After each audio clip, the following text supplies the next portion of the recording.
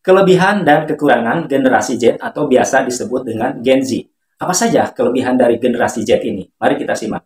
Yang pertama adalah melek teknologi. Jadi generasi Z ini mereka lebih melek teknologi karena mereka dibesarkan ketika teknologi sudah ada dan mereka sudah bisa mengakses internet ketika mereka lahir. Hal ini sehingga memudahkan mereka untuk mengakses teknologi lebih cepat ya.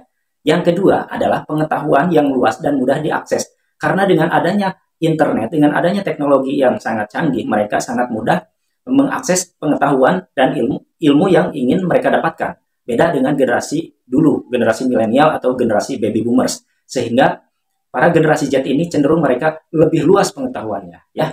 Yang ketiga adalah kreatif dan inovatif. Jadi generasi Z ini mereka lebih kreatif dan lebih inovatif terhadap sesuatu hal yang baru.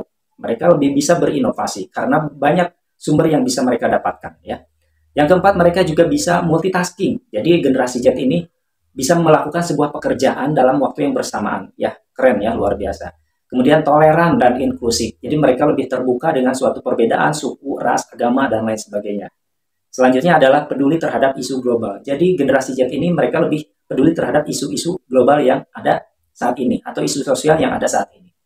Kemudian mandiri. Mereka lebih mandiri karena mungkin adanya teknologi ini sehingga mereka lebih cepat bisa melakukannya sendiri. Kemudian adaptif dan mereka di generasi Z ini lebih adaptasi dengan sebuah perubahan-perubahan yang ada ya. Dan terakhir adalah generasi Z ini terlihat lebih ambisius dibandingkan dengan generasi-generasi sebelumnya.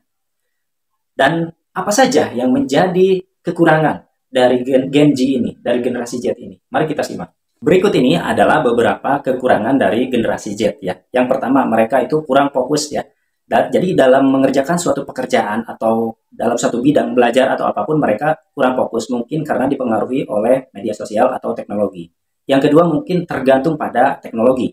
Jadi generasi Z ini ketergantungan terhadap teknologinya itu sangat tinggi jika mereka karena sudah terbiasa dengan teknologi. Jika tidak ada teknologi maka mereka akan mengalami kesulitan gitu ya. Kemudian yang ketiga adalah kurang menghargai proses. Jadi sesuatu itu inginnya cepat, ingin instan gitu. Jadi kurang menghargai sebuah proses gitu. Karena terbiasa cepat. Yang keempat, potensi masalah kesehatan mental. Nah, ini sangat penting. Nah, ini kekurangan dari generasi Z itu tingkat kesetresannya sangat tinggi. Dan banyak penelitian menyebutkan bahwa generasi Z itu mudah tersinggung, mudah memiliki masalah-masalah mental sehingga mereka cenderung lebih banyak yang mengalami stres ya. Kemudian yang kelima, kurang keterampilan sosial tatap muka. Nah, betul sekali karena terbiasa mereka dengan menggunakan media sosial atau jarak jauh, sehingga ketika mereka komunikasi dengan orang lain secara tatap muka, mereka kurang memiliki keterampilan sosial tersebut. Selanjutnya, yang keenam adalah individualisme atau dan egosentris yang tinggi. Jadi, generasi Z ini lebih cenderung individual, menyendiri, gitu, tidak peduli terhadap orang lain. Gitu.